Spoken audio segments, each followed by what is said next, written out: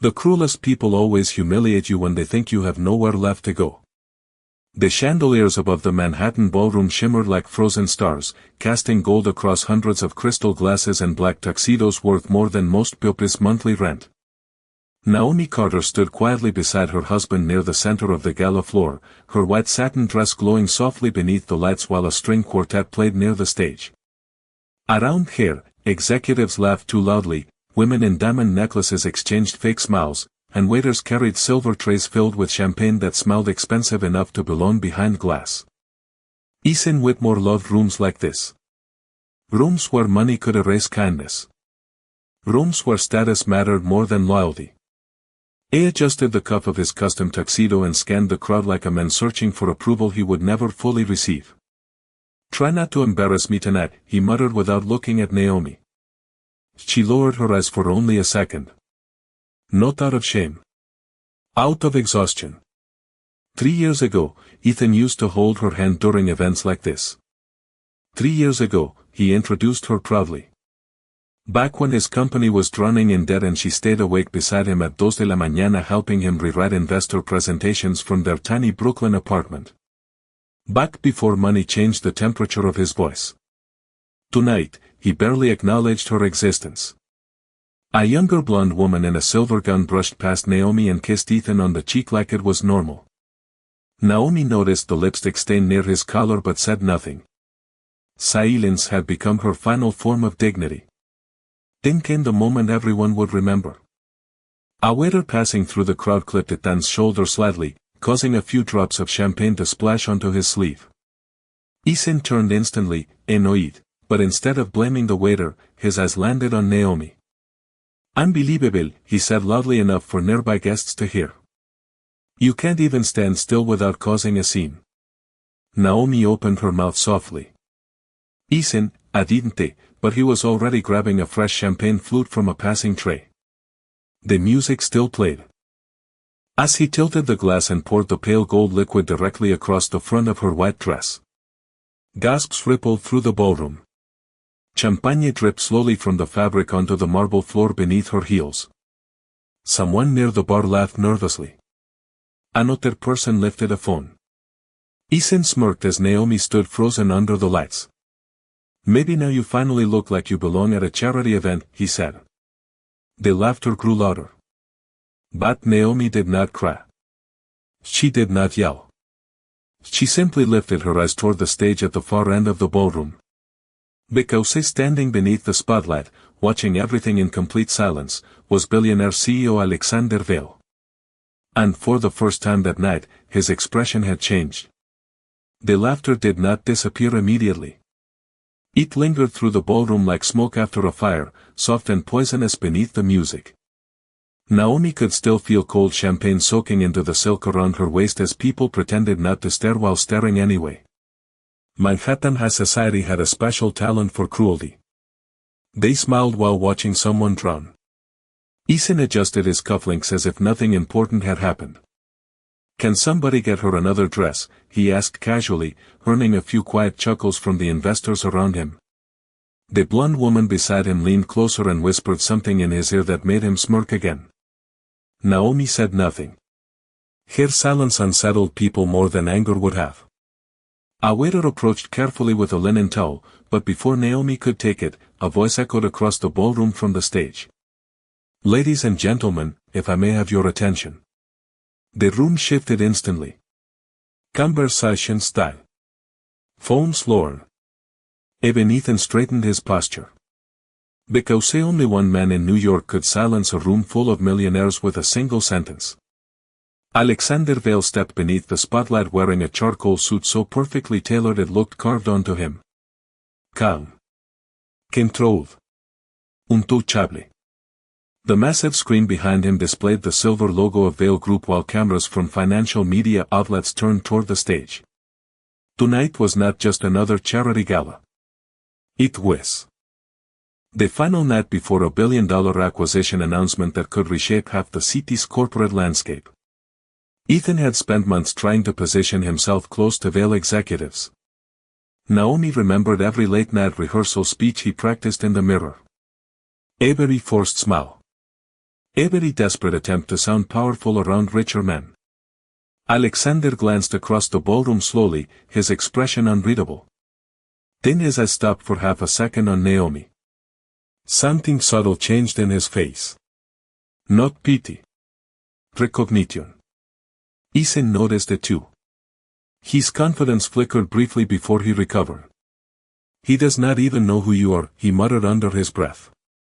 Naomi lowered her eyes toward the champagne stains across her dress. Teeny golden droplets shimmered beneath the chandeliers like broken pieces of light. For a strange moment, she remembered another night years ago inside their tiny Brooklyn apartment. Ethan sitting on the floor surrounded by overdue bills while Naomi brewed cheap coffee at midnight and rewrote his entire investor proposal because he was too exhausted to think clearly. Back then, he used to call her his lucky charm. Back then, he looked at her like she mattered. Tonight is about vision, Alexander continued on stage. About the people capable of rebuilding companies before anyone else even realizes they are collapsing. Several executives applauded immediately. Ethan joined them quickly, eager and loud. But Alexander did not look at the crowd. His attention remained fixed somewhere deeper in the ballroom. Somewhere near the woman standing quietly in a champagne-soaked white dress. And for the first time that evening, Naomi realized something Ethan still did not understand at all. Alexander Vale already knew exactly who she was. Naomi could feel the weight of the ballroom shifting even though nobody moved. It was subtle at first. The kind of silence that only happened when powerful people sensed something important before understanding what it was.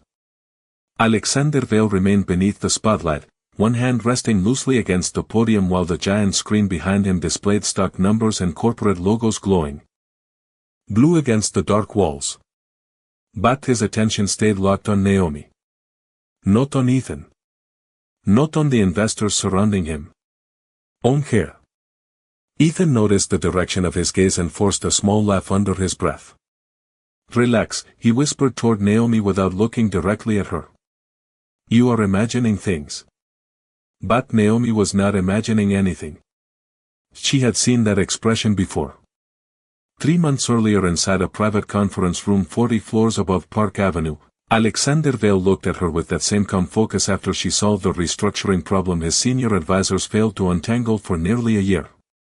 Back then, she sat quietly at the far end of a polished black table wearing a gray blazer from a department store while billion-dollar executives argued over numbers they barely understood. Alexander had listened silently to everyone else for almost an hour before finally turning toward her.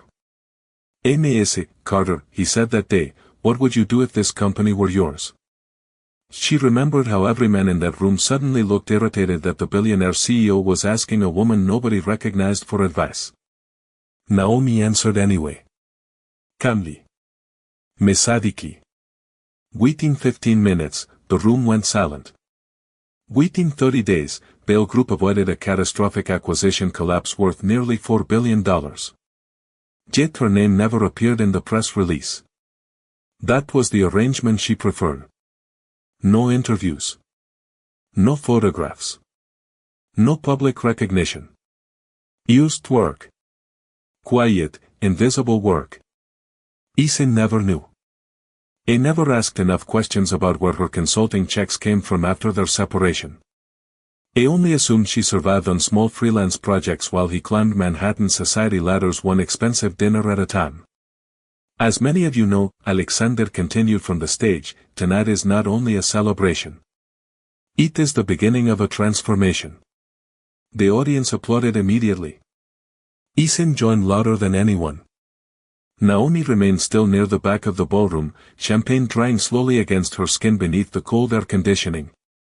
A woman passing nearby glanced at the stain on Naomi's dress before whispering something. Hood mental to her husband. Naomi heard every word. She simply stopped caring. Because for the first time in years, she realized she no longer needed approval from rooms like this. Alexander stepped away from the podium. The movement alone caused executives to straighten instinctively. Security guards near the stage exchanged quick glances. Cameras followed him immediately as he descended the marble stairs one measured step at a time. Ethan adjusted his jacket and smiled confidently, clearly assuming the billionaire CEO was approaching their investor circle. The blonde woman beside him fixed her hair quickly. But Alexander walked past them without slowing down. A tense smile disappeared. Naomi felt her heartbeat once against her ribs as the ballroom grew impossibly quiet. Expensive shoes clicked softly against marble floors while Alexander crossed the room directly toward her. Then he stopped only inches away from the champagne stains covering her white dress. His eyes lowered briefly to the ruined fabric before lifting back to hers with something that looked dangerously close to respect. And when he finally spoke, his voice was quiet enough that the entire room leaned forward to hear it. "MS, Carter," he said calmly, "there you are." The entire ballroom seemed to forget how to breathe. Naomi stood motionless beneath the chandeliers while Alexander Vale looked at her as though she belonged nowhere else but the center of that room. Around them, crystal glasses remained suspended halfway to lips, conversations frozen in unfinished whispers. Ethan stared between the two of them with growing confusion, his confident posture beginning to crack beneath something unfamiliar.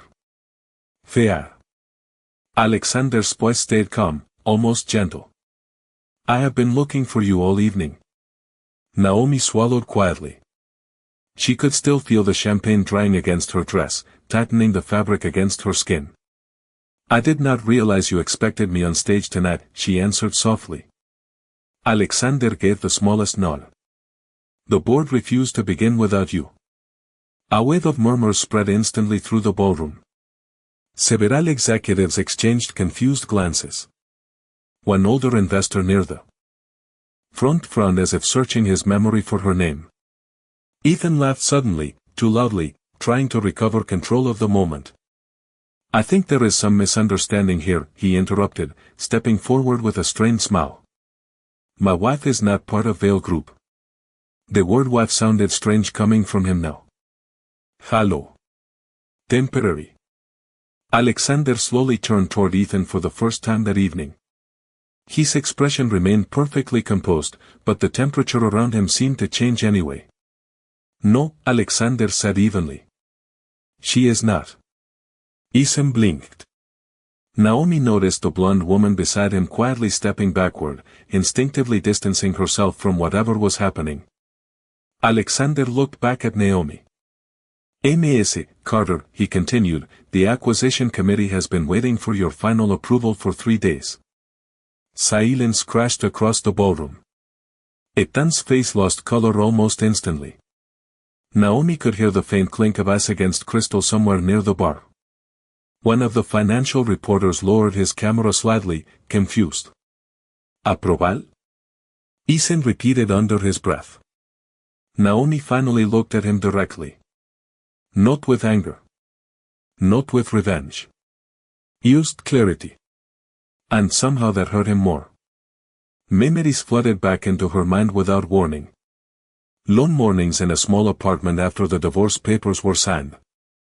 Working beside coffee shops in Lower Manhattan because she could not afford office space she lacked. Consulting for struggling companies under confidential contracts while Ethan spent money trying to impress people who barely respected him. Nobody knew her name publicly, but executives quietly passed her recommendations through private circles like secrets worth protecting. Companies that hired Naomi Carter survived. Companies that ignored her usually disappeared within 2 years. Alexander had discovered that truth faster than everyone else. Ethan shook his head slowly as if refusing to accept reality. "Naomi," he whispered carefully, "what is he talking about?" She did not answer immediately. Across the ballroom, the giant presentation screen behind the stage suddenly changed. The Vale Group logo disappeared, replaced by a new slide displaying the title of the merger initiative in silver letters. Beneath it appeared a single line, "Lead Strategic Advisor, Naomi Carter." The room erupted into stunned whispers. Ethan stared at the screen like a man watching the ground vanish beneath his feet. Naomi could almost hear every cruel thing he had ever said to her collapsing at once. Alexander extended his hand toward her calmly. "Would you join me on stage?" he asked. And for the first time all night, every person in that ballroom understood exactly who held the real power in the room. Naomi stared at Alexander's outstretched hand while the entire ballroom waited for her answer. Used minutes ago, those same people had laughed while champagne dripped from her dress onto the marble floor. Now nobody laughed at all. The silence felt heavier than the music ever had. Isin looked frozen beside her, his face pale beneath the golden chandelier light. "Naomi," he said carefully, forcing a weak smile, "why did you not tell me about any of this?"